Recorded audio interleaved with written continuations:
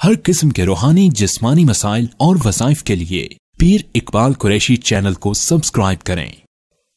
اللہ رب العزت نے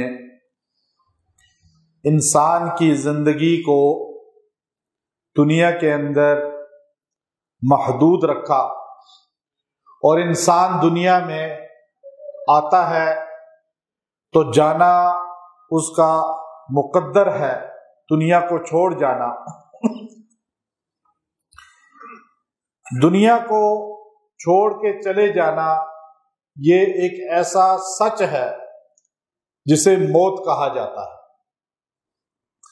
موت کا انکار دنیا کے اندر کوئی انسان نہیں کر سکتا۔ موت کس چیز کا نام ہے؟ نبی صلی اللہ علیہ وسلم سے جب پوچھا گیا، یا رسول اللہ موت کیا چیز ہے، آپ نے فرمایا الموت جسر یوصل الحبیب الی الحبیب۔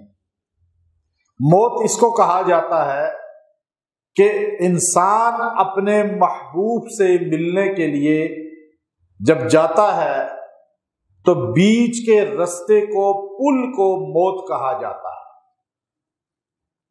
اب انسان کہتا ہے اللہ میرا محبوب ہے، میں اللہ سے محبت کرتا ہوں، تو اللہ تک پہنچنے کا جو سب سے بڑا ذریعہ ہے اسے موت کہا جاتا ہے۔ موت کے بغیر کوئی اللہ کو نہیں پا سکتا، کوئی اللہ تک نہیں پہنچ سکتا۔ تو موت جو ہے یہ رب کائنات تک پہنچنے کے ذریعے کو کہا جاتا ہے۔ اب ایمان والے کے لیے موت جو ہے وہ خوشخبری ہے، اور منافق کافر کے لیے وہ بہت بڑا حادثہ ہے، بہت بڑی آزمائش، تکلیف ہے۔ چونکہ موت سے محبت ایمان والا کرتا ہے۔ لوگ تیار ہوا کرتے تھے۔ فرید الدین عطار رحمت اللہ علیہ تذکرۃ الاولیاء کتاب کے مؤلف ہیں، وہ لکھتے ہیں کہ میں عطر کی دکان، پرفیوم کی دکان بنائی ہوئی تھی، میں وہاں بیٹھا ہوا تھا اور پرفیوم کی بوٹلز کو دیکھ رہا تھا۔ ایک درویش آدمی داخل ہوتا ہے اور یوں دیکھنا شروع کر دیتا ہے بوتلوں کو۔ تو میں نے کہا بابا کیا دیکھ رہا ہے؟ اس نے کہا میں دیکھ رہا ہوں کہ تیری جان، تیری روح کتنی چیزوں میں اٹکی ہوئی ہے۔ اس نے کہا کہ تیری بھی تو جان اٹکی ہوئی ہے۔ کہا ہماری تو اٹکی نہیں ہے، میں تو پریشان ہوں، تیری جان نکلے گی کیسے؟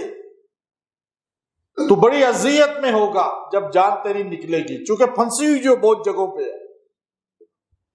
کہا جیسے تیری جان نکلے گی ایسے میری بھی نکل جائے گی۔ تو اس درویش نے اپنی چادر زمین پر بچھائی، کہنے لگا ہماری تو ایسے جان نکلے گی، اور دائیں کروٹ لیٹ کر کلمہ پڑا، وہیں روح نکل گئی۔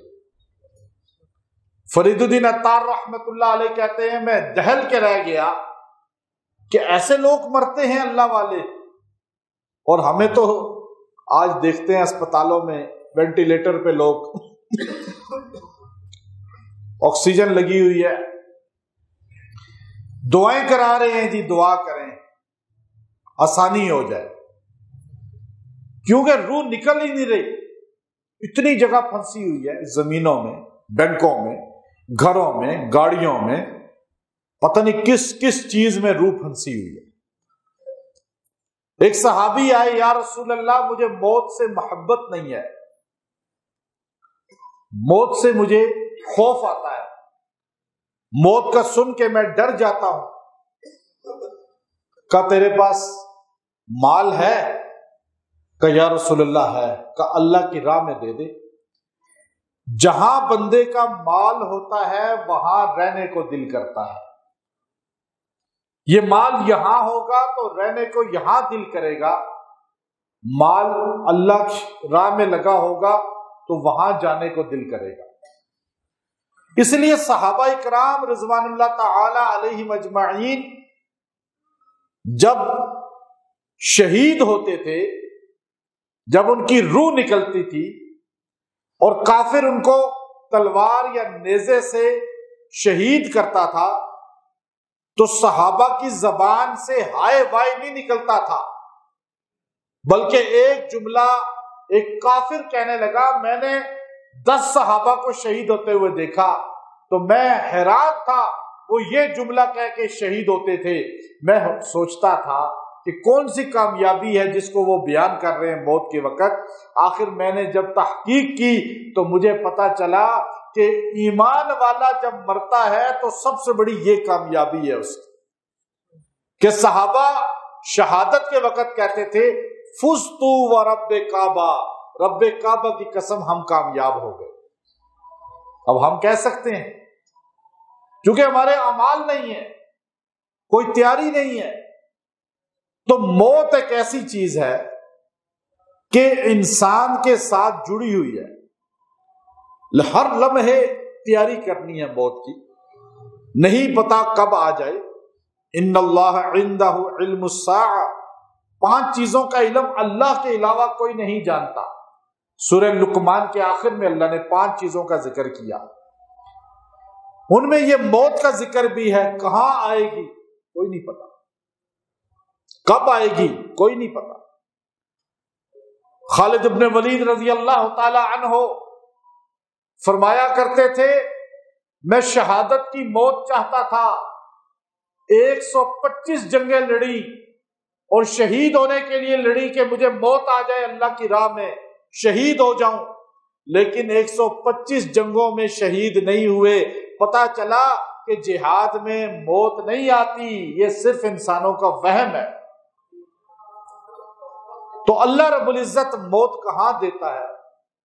گھر بیٹھے بھی آ سکتی ہے، بروج مشیدہ، اللہ نے کہا تم بروج مشیدہ بند قلعوں میں بھی چلے جاؤ موت تو آ کے رہے گی۔ اینما تکونوا یدرککم الموت ولو کنتم بروج مشیدہ، تمہیں موت تو وہاں بھی آ جائے گی، تم میدان جہاد سے بھاگتے ہو کہ وہاں موت نہ آ جائے۔ دین کے کام اس لیے نہیں کرتے کہ کہیں مارے نہ جائیں۔ تو اب یاد رکھیں موت سے ہمیں کیوں محبت نہیں ہے۔ آج اگر مسلمان غور کرے، آج آپ موت کا ذکر کریں تو لوگ گھبرا جاتے ہیں، حالانکہ ہارون الرشید رحمت اللہ علیہ جو بنو عباس کے بڑے جاؤ حشمت والے بادشاہ تھے، 60 حج کیے تھے پیدل جا کر، علماء کی محفلیں منعقد کرتے تھے، اور فقہ حنفی کی سب سے زیادہ جو مشہوری ہے اس کا باعث بھی ہارون الرشید بادشاہ ہے۔ قاضی ابو یوسف رحمت اللہ علیہ کو چیف جسٹس بنایا تھا انہوں نے 3 براعظم کا، اور پھر فقہ حنفی 3 براعظم پہ رائج ہوئی، اور پھر پوری دنیا میں آج سب سے بڑا مذہب فقہ حنفی کا ہے۔ تو ہارون الرشید رحمت اللہ علیہ کی عادت تھی کہ رات کو اپنے دربار میں بادشاہ، 3 براعظم کا بادشاہ، خالی ایک چھوٹے سے ملک کا نہیں، ہمارا تو چھوٹا سا ایک جو رئیس ہو، کوئی M N A M P A ہو، کوئی کونسلر ناظم ہو، وہ نہیں سنبھالا جاتا۔ وہ دین سے نماز پڑھنا اس کے لیے، مسجد آنا اس کے لیے جو ہے پھر رخصت ہو جاتی ہے۔ وہاں 3 براعظم کا بادشاہ، اور وہ اپنی دربار میں سارے میں علماء کو بلاتا رات کو، روز رات کو، اور علماء کو بلا کر موت کا ذکر کرواتا، کہتا ہے موت کا ذکر کرو، موت کی باتیں کرو، تاکہ مجھے موت کی طرف ذہن جائے اور لالچ حرص پیدا نہ ہو۔ چونکہ ہمارے سامنے زندہ رہنے کی باتیں ہوتی ہیں اور 1000 سال زندہ رہنے کی، تو پھر ہم ہزاروں کا سالوں کا سوچتے ہیں، موت کو نظر انداز کر دیتے ہیں۔ حضور علیہ السلام نے بیماری بتائی تھی اس کو، موت سے بھاگنا، موت کو نہ یاد کرنا، موت کا ذکر ہی نہ کرنا، موت کے ذکر سے بھاگنا، یہ بیماری ہے۔ بیماری دل کی ایک بیماری ہوتی ہے، یہ اسی طرح کی ایک بیماری ہے، اور اس بیماری کو وہن کی بیماری کہا جاتا ہے۔ مشکات شریف کے اندر، ابو داؤد شریف کے اندر، بخاری شریف کے اندر یہ پوری روایت آئی ہے یوشک الامم ان تداعى علیکم کما تداعى الآکلۃ الی قصعتها ومن قلة نحن یوم قال بل انتم یومئذ کثیر ولکنکم غثاء کغثاء السیل ولا ينزعن اللہ فی صدور عدوکم المہابۃ منکم ولا يقذفن فی قلوبکم الوہن. وہن ما الوہن یا رسول اللہ؟ قال حب الدنیا وکراہیۃ الموت حبکم للدنیا وکراہیتکم للقتال او کما قال. دو روایتیں. پوچھا یا رسول اللہ وہن کیا چیز ہے؟ کہا فرمایا دنیا کی محبت. فرمایا تم بالکل زیرو ہو جاؤ گے، دنیا میں تمہاری ویلیو نہیں ہوگی، کوئی عزت نہیں ہوگی، تم لمبے تڑنگے ہو گئے، تیل کے مالک ہو گئے، ایٹمی طاقت ہو گئے، تمہارے پاس جو ہے اتنی دولت ہوگی کہ دنیا دیکھ کر کہے گی دنیا کا سب سے مالدار سونے کا جہاز کس کا؟ مسلمان کا. سونے کے جہازوں پہ کون پھرتا ہے؟ مسلمان دنیا کا. دنیا میں سب سے زیادہ دولت کس کے پاس ہے؟ کون ہے جو ڈالروں کو یوں ہوا میں نچھاور کرتا ہے ڈانسوں پہ؟ مسلمان. کون ہے جو دنیا میں جا کے کروڑوں ڈالروں کی شراب یوں پھینکتے ہیں؟ مسلمان. بڑے بڑے ہیں دنیا میں یہ نہیں. آج دنیا میں آج دنیا کے انگریز بھی ہمارے مسلمان عرب جو ہیں ان کے پیسے کو دیکھ کے حیران ہوتے ہیں یا نہیں؟ کتنا پیسہ ہے مسلمانوں کے پاس. فرمایا تم اتنے دولت کے مالک ہو گئے، تعداد تمہاری 1 ارب 2 ارب سے زیادہ ہوگی، اور دنیا میں ملک تمہارا ایک نہیں بلکہ 60 کے قریب تمہارے ملک ہوں گے، لیکن تم ایسے ہوگے کہ تمہاری حیثیت ہی کوئی نہیں ہوگی. پیسے والے کی تو حیثیت ہوتی ہے نا، جس کی جیب میں پیسہ ہو، بینک میں پیسہ ہو، گاڑی اچھی ہو، اس کی ویلیو ہوتی ہے نہیں ہوتی. لیکن تمہارے پاس گاڑیاں اعلیٰ، تمہارے پاس گھر اعلیٰ، تمہارے پاس دولت بہترین، لیکن تمہاری ویلیو نہیں ہوگی. یہ عجیب بات اللہ کے رسول نے کہا. اور تم ہوگے بھی زیادہ. یا رسول اللہ کیا ہم کم ہوں گے؟ نہیں، زیادہ ہوگے. تو پھر کیا وجہ ہوگی؟ کہ دشمن کافر تمہیں ختم کرنے کے لیے ایک دوسرے کو ایسے دعوت دیں گے جیسے کھانے پہ دعوت دی جاتی ہے. آؤ مارو مسلمانوں کو، اور سارے جمع ہو جائیں گے. تم جمع نہیں ہوگے، تم آپس میں فرقوں میں بٹے ہوگے، اور وہ سارے ایک ہو جائیں گے اور تمہیں ماریں گے تو تمہارا دوسرا مسلمان تمہاری مدد کو نہیں آئے گا. تمہیں ایک ایک کر کے مار دیں گے، تمہیں ذبح کر دیں گے، ذلیل کر دیں گے، پست کر دیں گے. یا رسول اللہ کس وجہ سے؟ فرمایا تمہارے اندر 2 بیماریاں پیدا ہوں گی وہن کی. یا رسول اللہ وہن کیا چیز ہے؟ فرمایا حب الدنیا وکراہیت الموت، دنیا کی محبت اور موت سے نفرت. جہاد چھوڑ دو گے. ایک روایت اگلی، حبکم للدنیا وکراہیتکم للقتال، تمہارے دل میں دنیا کی محبت ہوگی، جہاد سے نفرت ہوگی. یہ موت جو ہے، جب بندہ کہتا ہے نا میں مر جاؤں، موت ہتھیلی پہ رکھ لیتا ہے، پھر وہ کامیاب ہو جاتا ہے، پھر وہ سپر طاقت کو بھی ہرا دیتا ہے. ایسا ہوا یہ نہیں ہوا؟ پہاڑوں میں رہنے والے ہیں دنیا کی سپر 2 طاقتوں کو ہرایا ہی نہیں ہرایا، کیونکہ انہوں نے کہا جی ہم مر جائیں، ہمیں کوئی موت سے ڈر نہیں ہے. زرار ابن ازور رضی اللہ تعالیٰ عنہ یہ بنین بھی نہیں پہنتے تھے، یہ قمیص بھی نہیں پہنتے تھے. جہاد میں ننگے بدن، خالی سطر ڈھانپتے تھے بس، اور ننگے بدن، لمبا قد تھا. میں ان کی قبر پہ گیا اردن میں، اور قبر سے ابھی بھی خوشبو آ رہی تھی. ہمیں لوگوں نے کہا وہاں کے مقامی عربوں نے کہ یہاں خوشبو آتی ہے. ہم نے کہا یہ خول ہے قبر کا، آپ اس کو اٹھا کر دیکھیں. ہم نے جیسے ہی اٹھایا تو اندر سے خوشبو ہی خوشبو آ رہی. اللہ کی راہ میں شہید ہوئے. کہا کرتے تھے بھائی، حضرت عمر کہتے تھے بھائی ایک زرہ پہنو، خول پہنو، تاکہ تمہیں کوئی چیز جو ہے لگے، شہید نہ ہو جاؤ. کہا میں تو جائی شہادت کے لیے رہا ہوں. جب بندہ ذہن بنا لیتا ہے کہ میں مر جاؤں کوئی بات نہیں، دین پھیل جائے، تو یہ بندہ مرتا نہیں ہے بلکہ اللہ اس سے دین کا کام لے لیتے. یہ موت ذہن میں بیٹھی ہوئی ہے بخالی. تو لوگ کورونا میں مرے یا نہیں مرے؟ آج بھی لوگ اسپتالوں میں مر رہے یا نہیں مر رہے؟ چونکہ دین کا کام نہیں کرنا تو خوف ہے کہ موت آ جائے گی. تو موت کی یہ جو ہمارے اندر بیماری ہے نا، موت سے ڈرتے ہیں، اسی لیے ہم مرتے ہیں۔ جو بندہ جان کہتا ہے آؤ، زرار ابن ازور یوں گھس جاتے تھے کافروں میں، اور کافروں میں اچھا گھر میں اتنا موت کا اتنا ذکر ہوتا تھا آپ کے گھر میں کہ آپ کے گھر کی عورتیں بھی موت سے نہیں ڈرتی تھی۔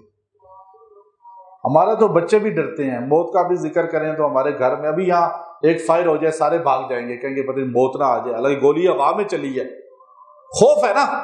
ایسے مسلمان بزدل ہو جائے، حدیث میں ہے یہ ہو ہی نہیں سکتا، مسلمان اور بزدل نہیں ہو سکتا۔ حضرت زرار ابن ازور رضی اللہ تعالیٰ عنہ کی بہن خولہ تھی، جب رومیوں نے مسلمان بڑے بڑے سارے سردار پکڑ لیے اور جا کے باندھ دیے، تو ایک نقاب پوش نے کافروں کا دائرہ چیرتے ہوئے اپنے سردار رہا کرائے، اور واپس جب وہ نقاب پوش گیا تو اس وقت پتا چلا کہ یہ خولہ بنت ازور زرار ابن ازور کی بہن ہے، کیونکہ انہوں نے کہا مر جاؤں کوئی بات نہیں، گھس گئی گھوڑا لے کر اور اپنے سرداروں کو رہا کرا کے لے آئیں، سپہ سالاروں کو۔ اصل بات کیا ہے، موت جو ہے یہ انسان سوچ لے، اللہ کے رسول نے فرمایا جب تم موت سے بھاگو گے، اچھا موت سے بھاگا جا ہی نہیں سکتا، قرآن ہے ہمارے سامنے، قل ان الموت الذی تفرون منہ فانہ ملاقیکم، میرے پیغمبر ان سے کہو جس موت سے تم بھاگنا چاہتے ہو وہ تو ملاقات کے لیے آ رہی ہے۔ بندہ بھاگتا کدھر ہے، پیچھے کی طرف یا آگے کی طرف؟ آگے بھاگتا ہے نا، دشمن ادھر سے آ رہا ہو بندہ ادھر بھاگتا ہے۔ اللہ کہتا ہے تم سامنے بھاگو گے، کتنا بھاگو گے؟ جتنا بھاگو گے موت کے قریب جاؤ گے۔ فَإِنَّهُ مُلَاقِيكُمْ، موت تو تمہاری ملاقات کے لیے آگے سے آ رہی ہے، اور تم سمجھ رہے ہو میں موت سے بھاگ رہا ہوں۔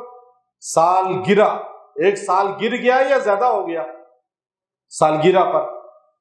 آج کا دن آیا، زندگی کا ایک دن کم ہو گیا یا زیادہ ہو گیا؟ ہر دن موت کے قریب جا رہے ہیں نا، تو موت سے ہم بھاگ سکتے ہیں؟ کوئی نہیں بھاگ سکتا۔ بلکہ مخزن اخلاق کے اندر ایک نکتہ لکھا کہ بعض اوقات بیٹھے ہوئے بندے کو ایک دم سرد لہر دوڑتی ہے باڈی کے اندر، کانپ جاتا ہے بندہ۔ کبھی کبھار آپ کو ایسے ہوتا ہے نا، ٹھنڈک اندر آ جاتی ہے، ایک دم یوں کانپتے ہیں، سردی لگتی ہے۔ مخزن اخلاق کے اندر لکھا کہ ملک الموت ہر روز گھروں میں، دفتروں میں، مارکیٹوں میں، مسجدوں میں، نائٹ کلب ہے، کچھ بھی ہے، چکر لگاتا ہے۔ جب وہ چکر لگاتے لگاتے کسی کی روح قبض کرنی ہوتی ہے تو ایک دم ہمارے سامنے آ جاتا ہے، ہمارا جسم نہیں ہماری روح اس کو محسوس کرتی ہے، تو اس کو دیکھ کر ہماری روح اندر ڈر جاتی ہے، تو اس کو سرد لہر کہتے ہیں، یہ کانپنا کہتے ہیں۔ تو یاد رکھیں موت سے فرار ہے ہی نہیں، کیونکہ فَإِنَّهُ مُلَاقِيكُمْ۔ دنیا میں ایک طبقہ ایسا ہے جنہوں نے کہا نحن ابناء اللہ وَأَحِبَّاهُ، یہودیوں نے، کہ ہم اللہ کے بیٹے ہیں، اللہ کے سب سے محبوب ہے۔ یہ دعویٰ کس نے کیا؟ یہودیوں نے۔ اچھا ہم مسلمان ایک دعویٰ کرتے ہیں کہ ہم سب سے افضل امت ہیں، اور ہم دعویٰ قرآن سے کرتے ہیں، ہم نبی صلی اللہ علیہ وسلم کے امتی ہیں، افضل ہیں۔ جنت کس کے لیے بنی ہے؟ مسلمان کے لیے، دعویٰ ہے نا ہمارا، اور دعویٰ سچا ہے۔ لیکن یہودیوں نے بھی ایک دعویٰ کیا تھا، قرآن نے بیان کیا، نحن ابناء اللہ واحباہ، ہم اللہ کے محبوب ہیں، اللہ کے بیٹے ہیں، نبیوں کی اولاد ہیں، بنو اسرائیل ہیں، یہ دعویٰ کیا۔ تو قرآن نے اس دعوے کی دلیل مانگی۔ قرآن نے کہا یا ایھا الذین ھادوا ان زعمتم انکم اولیاء للہ من دون الناس فتمنوا الموت ان کنتم صادقین۔ اے یہودیو، اللہ نے ڈائریکٹ خطاب کیا یہودی کہہ کر، یا ایھا الذین ھادوا، اے یہودیو تم کہتے ہو ہم اللہ کے دوست ہیں، اللہ کے محبوب ہیں، اللہ کے قریب ہیں، تو ٹھیک ہے، فتمنوا الموت، تو تم موت کی تمنا کرو، مرنے کی دعائیں کرو۔ کیوں؟ کہ موت سے تم اللہ سے ملو گے نا، اپنے محبوب سے ملو گے، تو موت کی دعا کرو۔ ولا یتمنونہ، تم کبھی موت کی دعا نہیں کر سکتے کیونکہ تمہیں موت سے پیار ہی نہیں ہے، تم تو موت سے بھاگنے والی قوم ہو۔ اب یاد رکھیں کہ موت جو ہے، اللہ کے رسول صلی اللہ علیہ وسلم سے پوچھا تو آپ نے فرمایا جسر یوصل الحبیب الی الحبیب، یہ موت پل ہے اللہ سے ملاقات، اور ترک اللذات ہے۔ اب موت سے مسلمان جو ہے آج کس طرح موت کو بھلا کے زندگی گزار رہا ہے اور موت کو یاد ہی نہیں کرتا۔ اور موت، حالانکہ موت ایک ایسی زندگی ہے کہ حضرت ابراہیم علیہ السلام کے پاس جو ہے ملک الموت آیا اور آ کر کہا جی آپ کی روح قبض کرنی ہے، تو آپ نے اس کو تھپڑ مار دیا۔ اور روایات میں آتا ہے اس کی آنکھ یہ انسانی شکل میں آتا تھا تو آنکھ باہر نکل آئی اور وہ اللہ کی عدالت میں گیا، یا اللہ تیرے خلیل نے تھپڑ مار دیا، اور نبی میں طاقت ہوتی ہے، اور اللہ نے کہا میرے خلیل سے کہو کہ اللہ رب العزت جو ہے یہ پوچھ رہے ہیں کیا آپ اللہ سے ملنا نہیں چاہتے؟ خلیل ہیں آپ اللہ کے۔ تو فرمایا اللہ سے ملنا چاہتا ہوں۔ تو فرمایا پھر اللہ سے ملاقات موت کے بغیر نہیں ہو سکتی۔ تو خلیل علیہ السلام نے فرمایا پھر میری روح قبض کر لو۔ اب یاد رکھیں حضرت یوسف، حضرت سلیمان علیہ السلام وہ واحد نبی ہیں۔ مثنوی شریف کے اندر مولانا روم لکھتے ہیں حضرت سلیمان بن داود علیہ السلام جو ہے وہ بیٹھے ہوئے تھے اور بیت المقدس میں یوں دیکھ رہے تھے کہ مختلف پودے انہوں نے لگائے ہوئے تھے، اور ایک بوٹی نکلی۔ اس بوٹی کو جب دیکھا تو آپ کو اندازہ ہوا کہ اب میری موت کا وقت قریب لگ رہا ہے، چونکہ ایک دم انسانی شکل میں ملک الموت آپ کے سامنے آ کھڑا ہوا، اور ملک الموت نے کہا اے سلیمان بن داود، آپ کو اللہ نے اختیارات دیے جن و انس پر، ہواؤں پر، ہر مخلوق پر۔ اب اللہ آپ سے ملاقات کرنا چاہتا ہے، اور ملاقات موت کی شکل میں ہو سکتی ہے۔ آپ اللہ کے پاس جائیں اور اللہ آپ کو بلا رہا ہے۔ تو حضرت سلیمان علیہ السلام نے فرمایا کہ اے ملک الموت، اللہ کے حضور چلا جا اور یہ سوال پوچھنا کہ اللہ نے وعدہ کیا تھا کہ میں اس وقت تک آپ کو موت نہیں آنے دوں گا، اس وقت تک آپ کو روح قبض نہیں ہوگی جب تک میرے 4 پیغام دینے والے، وارننگ دینے والے آپ کے پاس نہ آ جائیں۔ یعنی میرا ایک آئے گا وارننگ دینے کہ موت آ رہی ہے، پھر دوسرا آئے گا موت آ رہی ہے، پھر تیسرا آئے گا کہ جی موت کا وقت آنے والا ہے، پھر چوتھا آئے گا ملک الموت۔ تو حضرت سلیمان نے فرمایا کہ اے ملک الموت، اللہ نے تو مجھے وارننگ دینے والے بھیجے ہی کوئی نہیں، آئے ہی کوئی نہیں میرے پاس نمائندہ۔ تو ملک الموت گیا اللہ کے حضور، ملاقات کر کے واپس آیا اور آ کر کہنے لگا اے سلیمان علیہ السلام، اللہ نے آپ کو 3 وارننگ والے بھیج دیے لیکن آپ کو پتہ ہی نہیں چلا۔ کہ کون کون؟ کہ اللہ نے فرمایا کہ نظر کا کمزور ہونا میری پہلی وارننگ ہے کہ اب تمہارا وقت قریب ہے، جسم ڈھل رہا ہے۔ کمر کا جھکنا یہ وارننگ ہے کہ اب تم دنیا چھوڑنی ہے، تم نے اب تمہارا جسم کو زوال شروع ہو چکا ہے۔